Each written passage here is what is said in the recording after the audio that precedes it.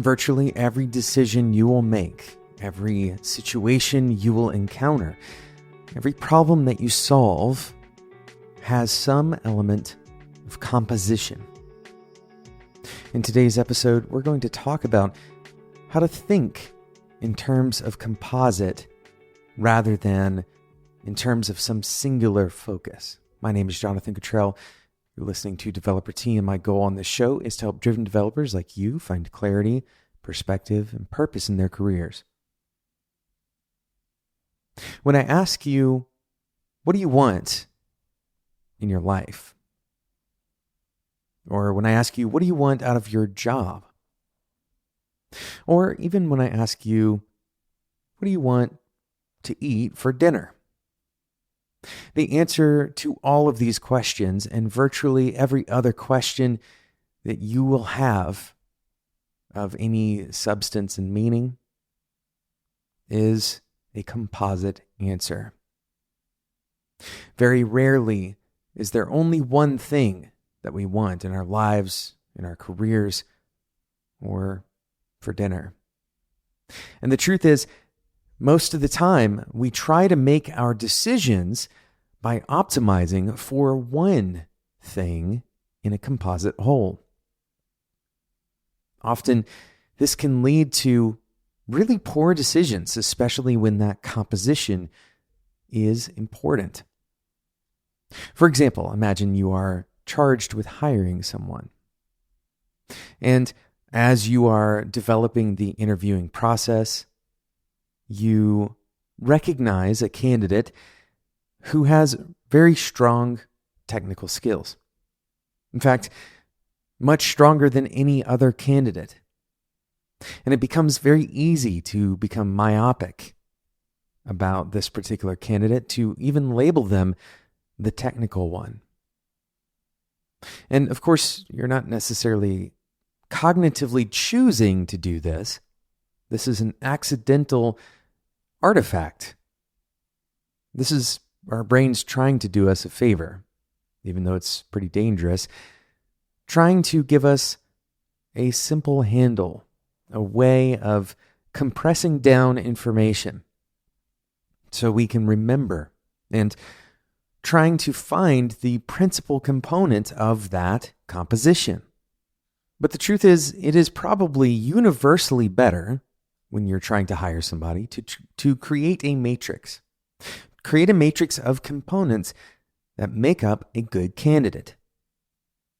Now, there might be components that have more weight than others. But even if you didn't have a clear picture of what those weights should be, even if you just started with equal weighting on all of those components, you're going to come out with more likely a better decision. For example, that person who has very good technical skills perhaps doesn't have very good time management skills or communication skills. We're going to take a quick sponsor break, and then we'll come back and talk a little bit more about how we do this matrix composition, how we can start thinking that way on a more ongoing basis and kind of an automatic response beyond when we're creating a hiring pipeline.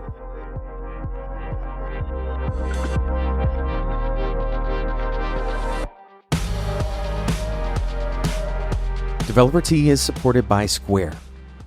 Developers worldwide use Square's APIs to build solutions for modern businesses. Square makes it simple to accept payments on the web, on mobile, and in person, and build a steady revenue stream through subscriptions programs. Square is more than a payments platform, though. Square has APIs for almost every aspect of running a business, from employee management to order creation and tracking to inventory synchronization. Square's APIs also integrate with software business owners already use, like tax and bookings. So business owners can have an integrated software stack that empowers them to achieve their goals. To get started building remarkable business applications, visit developer.squareup.com. That's developer.squareup.com to learn more and create an account. Thanks again to Square for their support of Developer T.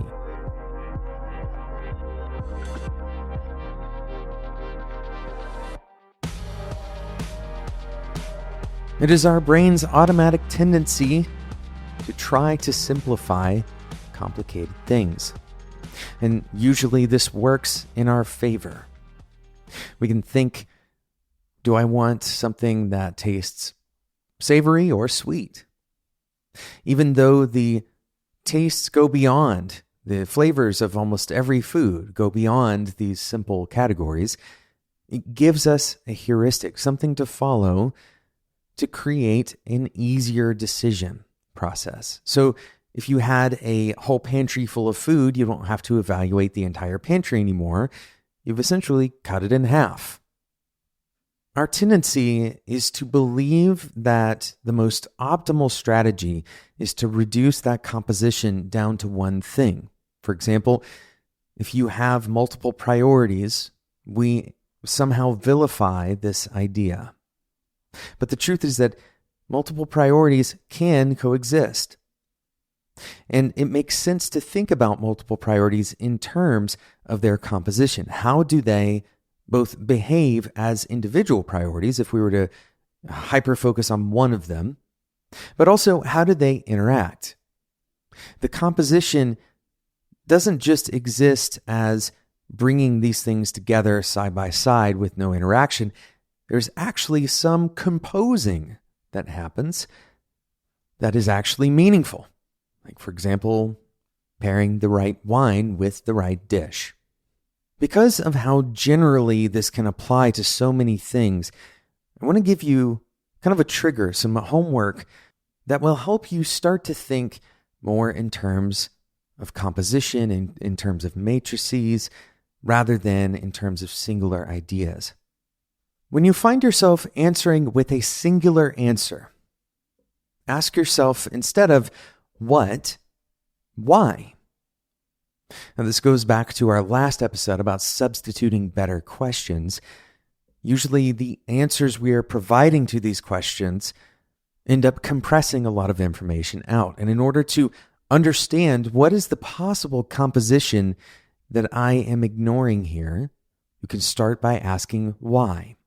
And the answer to that why question might be, well, I chose to focus on metric X rather than Y and Z. And this immediately shows you that there is some composition and you've chosen not to pay attention to it. Now, this doesn't necessarily mean that you've made a bad choice. For example, it's possible that metric X is actually far more important than metric Y or Z. But very often you'll find that you'll start to think about how things are also important, how there should be a balance across that composition. And this is not just about making decisions. It's not about, prioritization. This idea goes into everything that you do, all the way down at the software development level. When you catch yourself trying to compress things down into one kind of label, one answer, one optimal metric or whatever it is, try to ask yourself why that thing is the choice. And you'll likely lead yourself to more compositional thinking. Thanks so much for listening to today's episode of Developer Tea. Thank you again to today's sponsor, Square. Head over to developer.squareup.com to check out their business APIs. That's developer.squareup.com. You can learn more and create an account there. Thanks so much for listening. If you enjoyed this discussion on compositional thinking, this is the kind of philosophical discussion that we have on this show. I'd love for you to join our Developer Tea Discord community. Head over to developertea.com/Discord to get started with that today. Thanks so much for listening, and until next time, enjoy your tea.